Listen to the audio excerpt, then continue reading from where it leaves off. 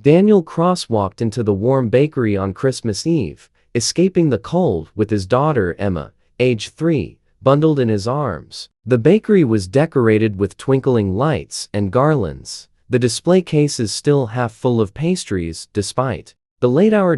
As Daniel approached the counter, he noticed a little boy standing in front of the display case, staring at the bread. The child couldn't have been more than 6 or 7 years old, wearing worn clothes and a brown knit hat. He was barefoot despite the snow outside, his feet leaving wet prints on the tile floor. "Excuse me, mister," the boy said, looking up at Daniel. "Do you work here?" "No, I'm a customer." "Are you okay? Where are your parents?" "My mommy is outside. She's waiting on the bench. She sent me in to ask." The boy looked embarrassed. "Do you have any expired bread? Bread you're going to throw away?" "Mommy hasn't eaten in 2 days. She gave me her food. Can you share expired bread with us?" Daniel felt his heart break. "Let me talk to the person who works here." He approached the counter where a young woman, the baker, based on her flour-dusted apron, was cleaning up. "Excuse me, this young man is asking if you have any expired bread for his mother." The baker looked at the boy with sympathy. "Sweetie, we don't give away our bread, even the expired stuff." "I'm sorry, please," the boy said. "Mommy is really hungry. I'll work for it. I can clean or carry things or whatever you have that's about to expire," Daniel said. "And I'll pay full price for fresh bread too." "How much for everything in that case?" The baker looked surprised. "Sir, that's a lot of bread. How much?" "Maybe $200 worth?" Daniel pulled out his credit card. "I'll take it all. And can you box up some of your fresh pastries too?" 10 minutes later, Daniel carried multiple bags of bread and pastries outside, the boy leading the way to a bench where a young woman sat huddled in a thin coat. She looked to be in her mid-20s, with brown hair and exhausted eyes. When she saw her son with Daniel, she stood up quickly. "Oliver, what did you do?" "I asked about expired bread, Mommy. Like you said. But the nice man bought us real bread. Lots of it." The woman looked at Daniel, her face flushing with embarrassment. "Sir, I can't accept this. I only sent Oliver in to ask for scraps bread they'd throw away anyway." "I know. But they don't give away expired bread. So I bought you fresh bread instead."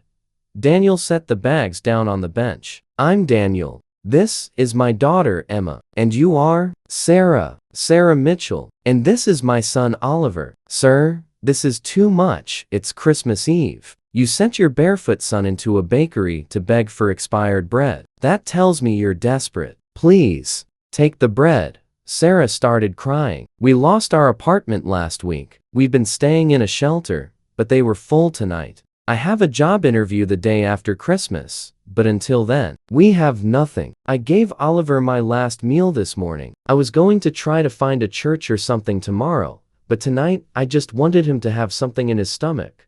Daniel looked at Oliver's bare feet, at Sarah's thin coat, at the paper bag that seemed to contain all their belongings. He made a decision. "I have a large house with empty guest rooms. You and Oliver are coming home with me tonight. You'll have a warm place to sleep, a hot meal, and we'll figure out the rest tomorrow. We can't, you can, and you will." "Sarah, your son is barefoot in the snow on Christmas Eve. You're both freezing and starving. I have resources. Let me help." At Daniel's house, Sarah and Oliver were overwhelmed. The guest rooms were larger than apartments they'd lived in. Daniel's housekeeper, who lived on the property, prepared a meal while Daniel found clothes for Oliver and slippers for Sarah. Over dinner, Oliver and Emma quickly bonding over chicken nuggets and animated movies. Daniel learned more of Sarah's story. She'd been a project manager at a tech company before layoffs. Her savings ran out while job hunting. Her ex-husband had abandoned them years ago and paid no support. She'd been fighting to keep Oliver fed and housed, but she'd finally lost that fight. "The job interview is with Morrison Tech," Sarah said. "It's my last hope. If I don't get it, I don't know what we'll do." "Morrison Tech is a good company," Daniel said, "but I run Cross Technologies. We need a project manager, better salary than Morrison, full benefits, relocation assistance, and we have subsidized housing for employees who need it. Would you be interested?" Sarah stared at him. "You're offering me a job? You don't even know if I'm qualified. You managed to keep yourself and your son alive while homeless with no resources. That's project management under extreme conditions. Send me your resume tomorrow, but consider this a job offer pending your interview. If you're as capable as I think you are, you'll have a position, housing, and stability. Why are you doing this?" Daniel looked at Oliver, who was showing Emma how to build a tower with blocks. "Because your son walked barefoot into a bakery and asked for expired bread so his mother could eat. That level of love and sacrifice deserves support, not condemnation. And honestly, Emma and I have been alone since my wife died 2 years ago. This house is too big and too empty. You're giving us purpose." Sarah took the job. Over the following months, she proved herself to be exceptional. She moved into company-subsidized housing, rebuilt her savings, and slowly regained her confidence. Daniel found himself looking forward to seeing her at work, to hearing about Oliver's school day, to the friendship that had formed between their children. "Can I ask you something?" Sarah said 6 months after that Christmas Eve. "Why did you really help us? You could have just bought the bread and walked away. Because Oliver was barefoot. Because you sent your child to beg for expired bread, rather than steal fresh bread. Because when my wife died, people helped me when I was drowning in grief. I learned that helping others isn't charity, it's humanity." "Sarah, you and Oliver reminded me of that.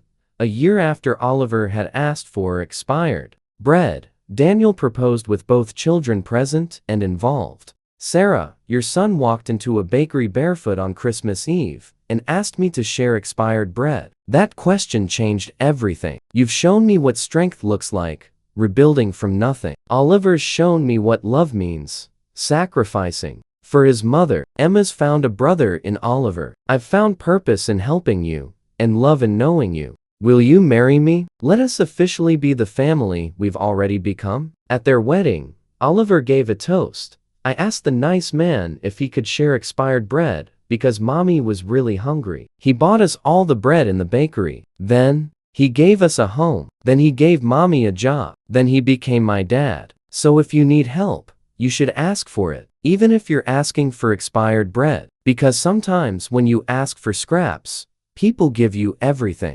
Sometimes asking for expired bread leads to receiving fresh starts. Sometimes a barefoot boy in a bakery changes 3 lives. Sometimes the CEO buying bread finds what money can't purchase family. And sometimes, the humility of asking for scraps reveals who has the generosity to offer abundance." If this story touched your heart, please like and share it. Subscribe for more stories about dignity in poverty, generosity in abundance, and families formed through compassion. Leave a comment about when asking for help led to receiving more than you imagine. Your stories inspire us all.